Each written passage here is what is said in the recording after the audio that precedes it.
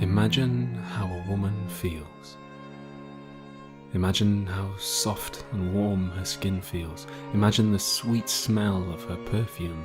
Imagine her tenderly pressing her soft lips against yours. Imagine her letting you get on top of her and insert your inside her, softly moaning as it slides in. Imagine the walls of her tight, soft, warm wrapped around every inch of your. Imagine her breathing getting heavier with every thrust. Imagine her wrapping her arms and legs around you, holding you as close as she possibly can, and begging you to inside her as you release every ounce of your into her. Then imagine the feeling of pure satisfaction and peace that comes afterwards, and looking beside you to see a person that cares about you and has accepted you in the most intimate way possible. You will never get to experience this because your skeleton is too small or the bones in your face are not the proper shape. Have a nice day.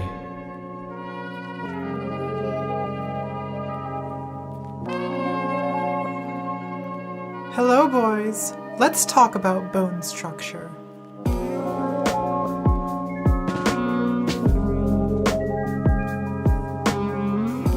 There's something basically Soviet about the way the internet names things. Stalin had portmanteaus like Agitprop, Politburo, and Kompromat, and we have webinar, podcast, and incel, short for involuntary celibate. The word incel was invented in the late 90s by a lonely bisexual called Alana, who created a website called Alana's Involuntary Celibacy Project that was essentially a safe space for people who just couldn't get it in. But in our own miserable moment of internet history, the word incel refers to a more specific community of mostly heterosexual men, centered around forums like incel.me and r/braincells. This group has recently gotten a lot of bad press because for the last few years they've been churning out mass murderers faster than Marvel can make Avengers movies. But most incels aren't violent killers, they're just men who've formed an identity around not getting laid. In this video, I don't want to mock incels or lecture them or even sympathize with them. I just want to understand who they are and why they're like this. To start with, sometimes the best way to understand a person's world is to learn their language. And the language of the incels, well, you'll see. First base, incelese. Does it ever bother you that the word women makes adult females sound just a little bit too human? Well, incels have a solution to that. They've taken to calling women femoids. The choice of vocabulary tells us how incels think of women, not as sisters or mothers, and certainly not as autonomous people, but as a kind of foreign, inscrutable object, comparable to a natural resource, unobtainium, to which incels believe all men are entitled, and to which they feel they have been unjustly denied. There's a long tradition of nerdy men talking about women in nerdily misogynistic ways. I'm reminded of famed rocket scientist Wernher von Braun's remark about female astronauts. We are reserving 110 pounds of payload for recreational equipment. Which is not to say that alpha males are less misogynistic than nerds, but simply that nerds have a nerdy style of misogyny. Now, femoid is about as neutral a term as incels have for women, and it's only downhill from there. There's the usual standbys, bitches, sluts, whores, all conveying a searing resentment of female sexuality, the pinnacle of which is represented by the bespoke incel coinage roasty, which I'm sorry to inform you refers to the incel belief that the human vulva become mutilated through repeated penetration by different men, though not through repeated penetration by the same man, interestingly, and thereby come to resemble roast beef. Now, by definition, incels haven't actually observed any vaginas, but to incels, anatomy is more a matter of metaphysical speculation than crude science. Though if you ask me, the right metaphor for a veteran vag is not roast beef, but sour grapes.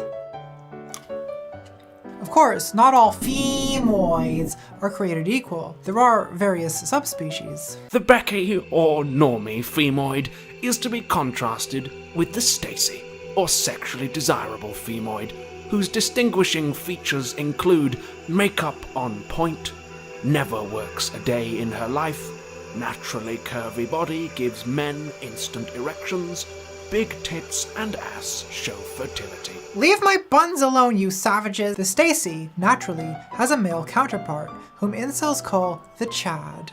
A Chad is a hunky alpha whose hands are always prepared to grab nearby fertile pussy. He has never heard a song in his entire life. He has a sloped forehead with a strong brow, ram-bow chin, strong jawline, flat occipital plate. It must needs be remarked that the skull of the Chad exhibiteth a brow ridge most pronounced, whereas the skull of the Virgin is most inadequate in this regard, predisposing such specimens to an abject existence of lamentation and cuckoldry. It's time to talk about bone structure. According to a classic incel meme, the difference between Chad and non-Chad is literally a few millimeters of bone. I would like to propose a sociological theory. Foppington's Law. Once bigotry or self-loathing permeate a given community, it is only a matter of time before deep metaphysical significance is assigned to the shape of human skulls. Why skulls, you ask? Well, the best explanation I can come up with is that a skull is inanimate and unchangeable. It's therefore the perfect symbol of the intrinsic and permanent characteristics that bigots like to assign to certain groups of people. If you believe, for example, that a certain race or gender is intellectually inferior, you can justify your belief by pointing to the shape of a skull and saying, well, that's the reason why. It's just nature. There's nothing that can be done about it. And that is exactly the way incels think about love and celibacy. Mankind is divided into two groups of people, the Chads with the fuckable skulls and the incels whose bones come up a few millimeters short. Corn dog? Anyone? I'm really hungry. Of course, it's not just the skulls the incels blame for their sexlessness. They have a whole dictionary of jargon explaining the causes of involuntary celibacy. Height cells are incel due to their inferior stature, whereas mental cells can't attract women because of mental illness or autism, or they're addicts and then called drug cells.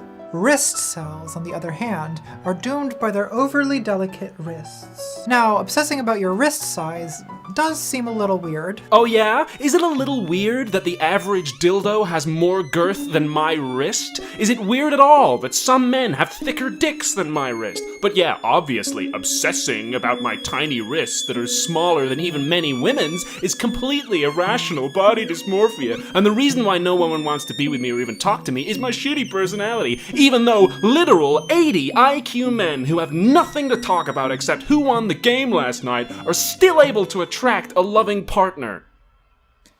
Interesting.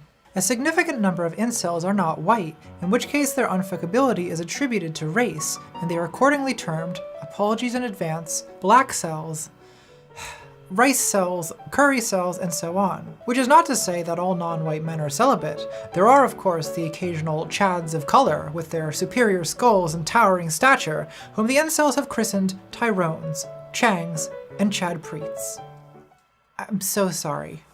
So you can be incel because of your looks, your height, your mind, or your race, but what unites them all is the conviction that love and sex are forever out of reach. Unless, of course, you delusionally imagine that you can ascend, that is, escape your inceldom. If you falsely and pathetically believe that there is any possibility of improvement, well, that makes you the lowest of the low, a sad and sorry hope cell. Second base, the red pill. So we have the building blocks of the incel worldview, the Stacys, the Chads, the incels, and the normies. From these elements, incels have constructed a theory of human nature and sexuality, which they call the red pill. Incels share the red pill worldview with the rest of the manosphere, that is, pickup artists, men's rights activists, and the voluntary celibate community known as men going their own way, abbreviated MGTOW. According to red pill theory, women are by nature hypergamous. Hypergamy, New Greek for marrying above, refers to the practice of seeking relationships with men above one's social status, and also, in incel usage, above one's attractiveness. According to incels, physical attractiveness is naturally distributed equally between the sexes. So, if you were to assign numerical ratings to attractiveness, as incels like to do, there would be about as many, say, 8 out of 10 women as 8 out of 10 men. Incels believe that in a just world, a 5 out of 10 man would naturally wind up in a relationship with his looks match, that is, a 5 out of 10 woman, equivalently attractive to himself. But sadly, this just system has been ruined by hypergamous women who, regardless of their own attractiveness, are only interested in dating Chad. Incels sometimes call this the 80-20 rule, the idea that only the top 20% of men will ever be desired by women. Now, since most heterosexual men do end up in relationships with women, you might be raising your eyebrow at that idea. But incels have an explanation. According to the red pill theory, women often pursue a mating strategy called alpha fucks, beta bucks. This means that in her 20s, a woman will, as incels say, ride the cock carousel, sleeping with as many chads as possible. But as she ages into her 30s, she will settle down with a beta normie whom she's not really attracted to, but whom she will use for financial support, all the while continuously cuckolding him on the alpha cock carousel before inevitably abandoning him, taking him for everything he's worth in a divorce settlement, and running off to the Mediterranean with all the children and a new chad boyfriend, while the beta cock is left behind to fester in alimony payments, solitude, and poverty. So the upshot of the red pill theory is that for men, there are 3 possible outcomes. Either you're an incel, doomed to a lifetime of excruciating loneliness and resentment, or you're a normie, destined to wind up in a sexless marriage with an unfaithful wife who will divorce you, win custody of the children, and run off with all your money. Or you could be an alpha, an independent, promiscuous man who sleeps with lots of women and forms attachments to none of them. In the red pill philosophy, there are 2 ways to become alpha. The first is simply to be a chad by nature. The second is to become a pickup artist. Red-pilled pickup artists believe basically the same things about women that incels believe, that they are hypergamous, duplicitous, and fuckable, but not lovable. The difference is that pickup artists are not celibate. In fact, they try to have sex with as many women as possible by following a series of strategies and scripts known as game, as described by the book of that title, as well as by the red-pilled pickup artist Rouge V, author of a book called Bang! A new mascara from Benefit. So the tube is bomb, I am living. Let's see what the wand looks like. Oh. It's so big. I wonder what Rouge is up to lately. I bake my own bread. Yes, I am outing myself as a baker, as someone who likes to cook. I'm not a woman. I am ultra masculine, as you can see, but baking and cooking in general is a scientific thing. And men like scientific things. I used to be a scientist. Well, Rouge, you know what? If it means you leave women alone, I hope you enjoy your new life as an ultra-masculine baker. Bread scientist. So remember, the red pill is the realization that women are hypergamous by nature, 20% or less of men are really attractive to women, dating is a sexual marketplace, and feminism is a pretext for enabling women to behave however they want while consigning men to emasculation and impotence. The black pill is the additional realization that one's place in the sexual marketplace is genetically determined, that one is a permanent virgin, that sex and relationships are forever out of reach, and hence that happiness is impossible, and there's nothing one can do except lie down and rot. The black pill is essentially dogmatic hopelessness about dating and about life in general. It's the pinnacle of what psychotherapists call catastrophizing, a cognitive distortion where anxiety or depression leads you to infer apocalyptic conclusions from mundane setbacks and anxieties. For instance, a catastrophizing person might begin with the thought, oh no, I'm going to be late for work, and from there infer, my boss is going to be angry, I'm going to lose my job, I'm not going to be able to get another job, I'm going to be unemployed forever, my family will starve, oh god, we're all going to die. Each step in the sequence is sort of plausible, but the leap from step 1 to step 7 is completely absurd. This is exactly how the black pill works. You start with experiences of rejection and isolation. From there, you infer that you are unattractive to women, that you will never be attractive to any woman, that you will be forever alone, that you will always be unhappy, that women did this to you, that feminism empowered women to do this to you, that the social trends that made this possible are only getting worse, that humanity itself is doomed and your only option is to lie down and rot. Of course, not all incels take things quite so far, but a lot of them do. On incel forums, suicidal ideation is very common, and posts are often tagged sua-fuel or rope fuel, meaning that they make you want to kill yourself, usually because they're reminders of how hopeless the incel situation is, or how devastating it is that incels are missing out on the incredible bliss of sex and romance. Now, if you suggest to incels that posting sua-fuel on forums already populated by lonely and depressed people is maybe not the most responsible idea, they respond that, oh, it's just dark humor, it's just a cope, throw us a bone here. But a lot of the suicidal stuff shows no signs of humor, and it's common to see people express pretty extreme states of depression, which is not surprising, since hopelessness is the logical conclusion of the black pill worldview. One's possibility for happiness is determined by the genetics of height, frame, and facial bone structure, and if you don't have these gifts, there's no relief but to cope or rope. Now, it's pretty tempting to just mom the shit out of these kids. You want to grab them by their Black Ops t-shirts, shake them a bit, and tell them there are millions of men with small wrists and weak chins getting laid every day, that they're their own worst enemies, that they need to get off the computer, go outside, make some friends, stop hating women, get some hobbies, and who knows, maybe they'll develop a disposition that women find a little more approachable. Essentially, you want to tell them, clean your room, bucko. In fact, for the young men in this demographic who are receptive to that kind of advice, Jordan Peterson is probably helpful because he's telling them a lot of what they need to hear, and he's kind of a sexist old man, so they might actually listen. But most incels don't want to hear this kind of advice. In fact, they view it as essentially a microaggression. You are, in effect, Chad-splaining their oppression to them when you give basic advice like take a shower, be more confident, to people who've already experienced a lifetime of rejection and isolation, and who believe they've already tried everything. So they despise this kind of advice, and devote endless posts to bitterly mocking the futility and insensitivity of it. Just go out to parties, bro. Instead of hating on women all day, why don't you losers just try being confident like this average-looking guy? Confidence is key. You incels need some hobbies. Try reading some books. Women love intelligence. It works for me, bro. Oh, you just need to get out more. No one knows what it's like to be hated. To incels, their worldview seems ironclad. It has built-in defenses against anyone who would try to change their minds. So if you want to understand incels, and in particular, if you want to understand why their community produces so many mass murderers, you have to understand that the black pill is more than the dogma that you can't get laid. It's also the dogma that because you can't get laid, you can never be happy. So what we have in our hands here is more than a bunch of angry internet misogynists. It's, at worst, a kind of death cult, complete with an eternal hell and an omnipotent enemy. It is not surprising that that state of mind leads a few of them to conclude that since triumph is impossible, why not try revenge? Third base. Tinder is garbage. I know I said I wasn't going to sympathize with incels, and I know they don't want my sympathy anyway, and I know it's bad praxis to sympathize with the devil.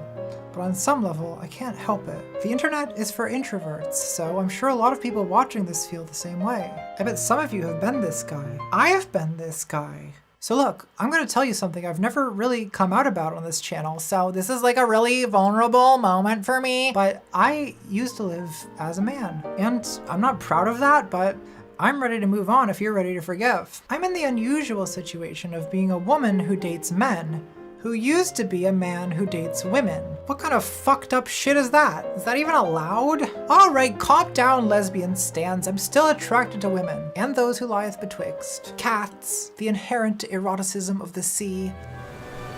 Yeah. Don't you just want to get in there?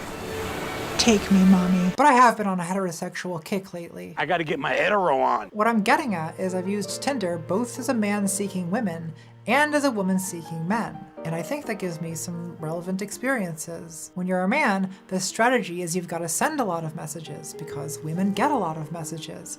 And then you just gotta try to be less of an ogre than the other fuckboys. Whereas if you're a woman, you get to lie recumbent on your chaise longue and receive the inquiries. Let's see how we're doing here. How many men have liked me on Tinder? I'm paying $30 for this information, so this better be good. I have 2,500 likes. That's a lot of Baltimorean men who swiped right on a tran. What a divine city. Oh, that's so nice of them to be interested in me. Let's see what kind of messages I got. Dick or no dick? Pre-op or post-op? Did you cut your dick off? Oh my god. I'm gonna cut it off, okay? Jesus. I will let you smash my pussy. So hard. If you just be patient. It's a whole process. That's not a pussy. That's a fuckhole. You'll never know what it's like to squeeze life out of your sacred passage. Well, that's true. I am not going to be squeezing any life out unless something goes very seriously wrong, and I assure you that none of the passages I have down there have ever been or ever will be sacred. Abigail, leave my fuckhole out of this. When I first started using this app, I was messaging with a guy who seemed super chill. He was going to take me to a concert. I was like, seems like a lot for a first date, but we'll try it. 15 minutes after we agreed to that, he sends me a message. What color panties are you wearing? I would love to smell them. Can we get coffee first? The hell of it is, I probably would have let him smell my panties. But this is a thing you bring up on the third fuck. You don't open with panty sniffing. Like, the only point of in-app messaging is for me to figure out if you're gonna murder me.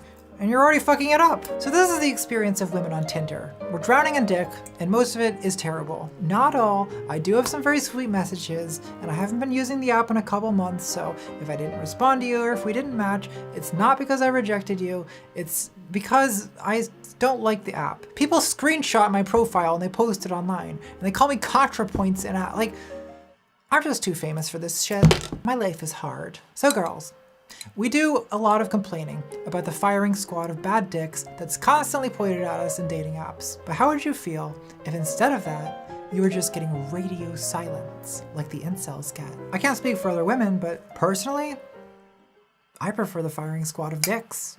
You know? At least these pricks care enough about my pussy to be an asshole about my dick. I feel sorry for men on dating apps, I really do.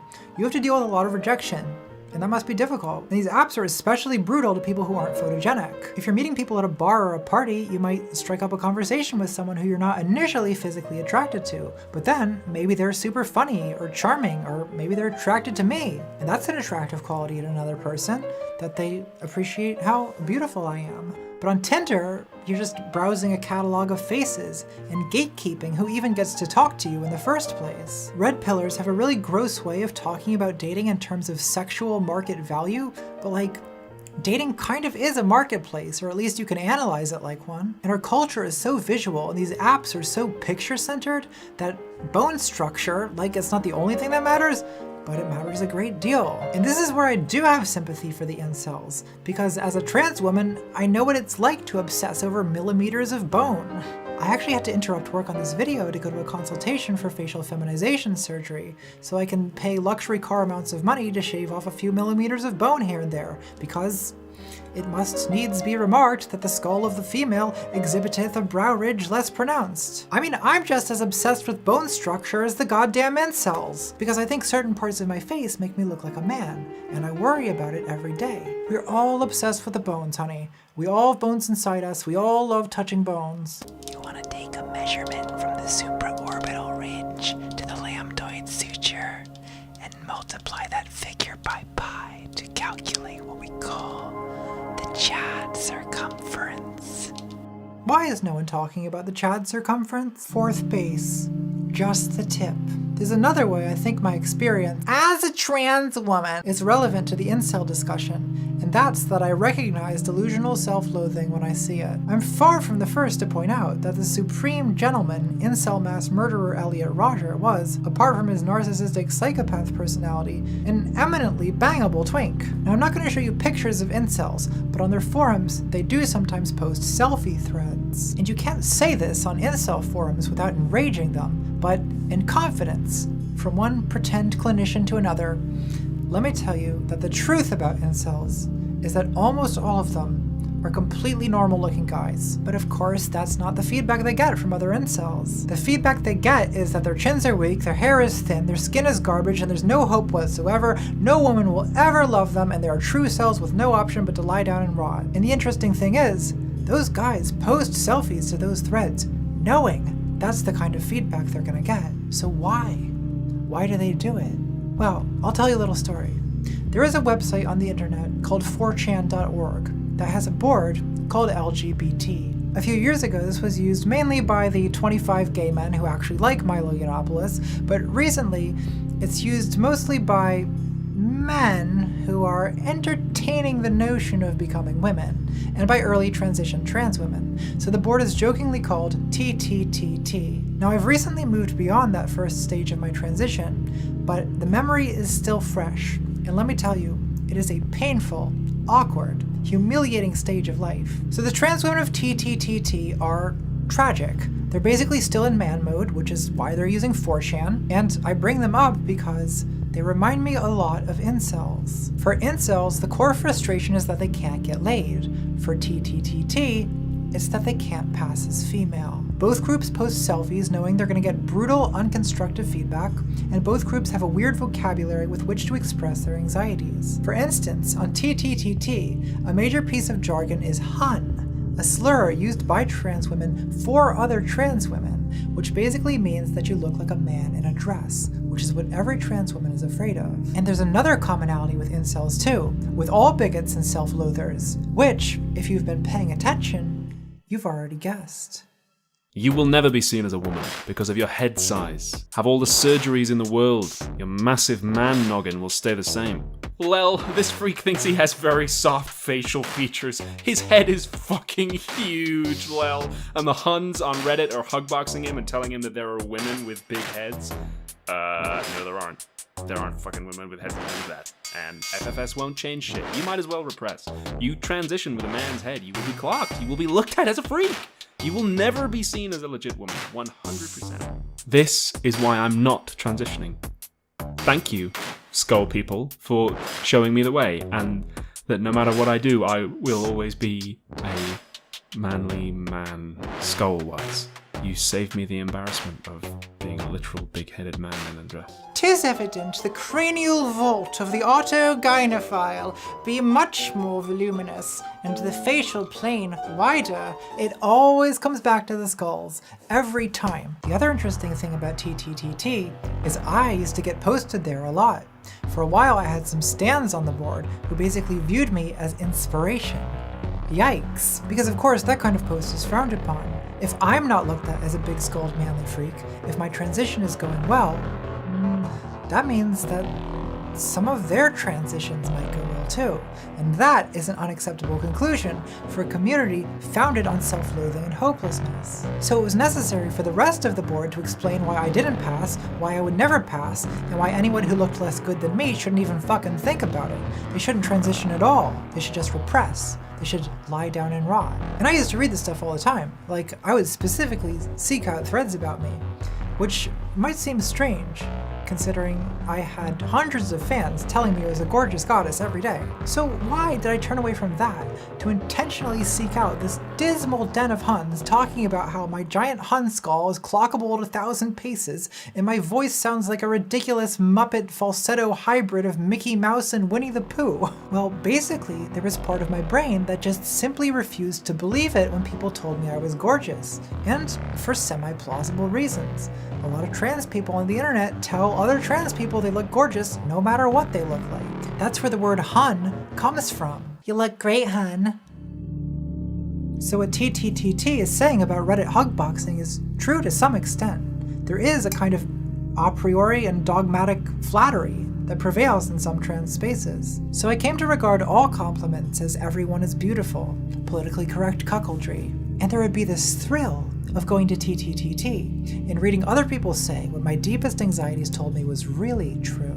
And that was always painful, but there was a kind of pleasure too. There was a rush. It's exciting to burst out of the politically correct bubble and say what you're really thinking. That personality doesn't matter because big-skulled Chads get all the girls. That ContraPoints is a big-skulled Hun with a voice like nails on a chalkboard.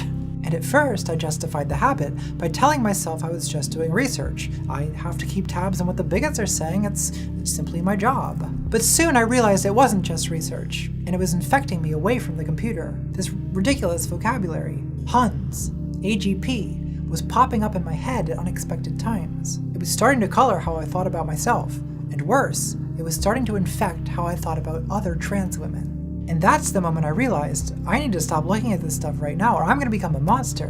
And once that happens, it's going to be very difficult to fix. This is exactly how the incel black pill works. There's something infectious about these vocabularies. Like on days I've been working on this video, I'll go out at night and these words just involuntarily show up in my thoughts. That bartender is such a Chad. He's totally hype-mocking that tiny cuck. And the tragic thing is, some incels don't realize what this is doing to their minds until it's too late. Let's face it, black pills are suey fuel, and a lot of us can't handle them. I gleefully indulged in this subreddit the moment I discovered it, since I loved uncovering secrets that society had been hiding from me. But it has affected my mental health in a bad way. I made my first call to the suicide hotline a few weeks ago, and I've never needed to do that before. I could always talk myself out of it through logic, but my mind is ruined now. This is a form of what psychologists are calling digital self-harm, prototypically teens who leave themselves abusive comments from sock puppet accounts. But the more sophisticated adult version of this involves intentionally seeking out abusive and disparaging comments about yourself made by other people. I have a long history of doing this, intentionally looking for abusive comments, especially ones that cut to the core of my deepest insecurities and fears. Why? I don't know. Why do people cut themselves? Part of it is what we could call masochistic epistemology. Whatever hurts is true. I've recently gotten much better about this. I haven't been to any of the worst places in a couple months, and my mental health is much improved. So incels, I'm not going to respond to your worldview like it's an intellectual position worthy of rational debate, because these ideas and arguments, you're not using them the way rational people use arguments. You're using them as razor blades to abuse yourselves, and I know, because I've done the exact same thing. The incel worldview is catastrophizing. It's an anxious death spiral, and the solution to that has to be therapeutic, not logical. A lot of you are lonely. You've been bullied and neglected. You feel left behind by society. But what you're doing when you're reading incel forums is you're slowly internalizing a cruel and distorted way of looking at yourselves and at other people in your situation, and at women, and you're forming mental habits that are going to make it very difficult for you to live a happy life. So what you have to do is get off those forums as fast as possible. I'm going to post a link in the description of this video to instructions on how to block certain websites from your computer, because for me, that's what it took. Fifth base. Anal. So the incel Reddit transgender 4chan analogy has a limit, and that limit is that for a significant subset of the incel community, their primary hatred is not directed at themselves, but at women. And they really hate women. Like, I'm basically a professional internet bigotry scholar at this point. I look at this kind of stuff all the time. But researching this video, I was honestly kinda shocked at the intensity of misogyny on incel forums. I won't show the worst of it, but we're talking blaming women for rape, saying they deserve to be raped, calls for state-mandated girlfriends and sex slaves, but most of all just a kind of generalized, misinformed rage. I hate women. I really do. Every time I look at them, my blood pressure shoots through the roof when they're gabbing on the cell phone about Paris Hilton, when they're adjusting their lipstick and taking up my time rifling through their stupid purse, when they whine to me about their period, when they blither on and on about some artist, film director, musician nobody gives a flipping fuck about, when they cry and expect your personal sympathy. But most of all, I hate them because they're smug, hyperactive little bitches made that way by our shithole society. Look what uncontrolled feminism and the media has done. Hi Stacy, it's Tracy. Well, I was at the mall the other day with Amber, Heather, Jenna, and Trish, and we were talking about Paris Hilton, a very relevant cultural figure in 2018. They live in this cartoon caricature world where it's easy to avoid thinking of women as fully human. And that's where my sympathy runs dry, because this kind of hatred just needs a spark to turn to violence. So incels, I know you're not going to listen to anything I say, and you're just going to say that I'm a tranny and a faggot and a degenerate. And to that, I say, how dare you say things that are entirely true? But also, vol cell if you wouldn't, bitches. And I know you don't listen to suggestions about how you probably actually could have healthy relationships, so no one can really reach you until you get out of those forums and allow yourselves to be reached. But by way of a closing remark, I guess I simply invite you to consider that you don't even need a warm body or a sex robot to satisfy the erotic longing. You know, when I was your age in 1975, every teenage boy had a Stratocaster in his bedroom. That was the outlet for his sexual frustration. What I'm suggesting is the manosphere exists because rock and roll is dead. But there's other options. Think about the eroticism of a rainstorm, the clap of thunder, the rustle of the leaves, the steam rising off the warm pavement.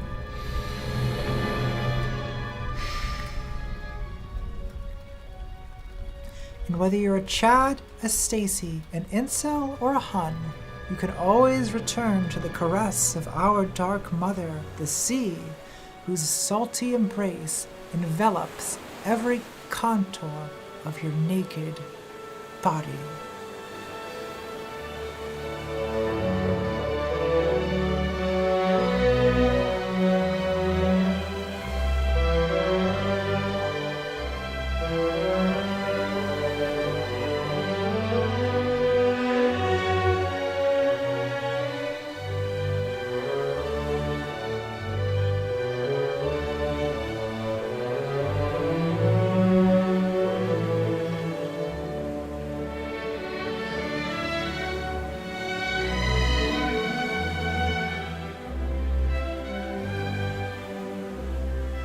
Whew, is it hot in here or is it just me?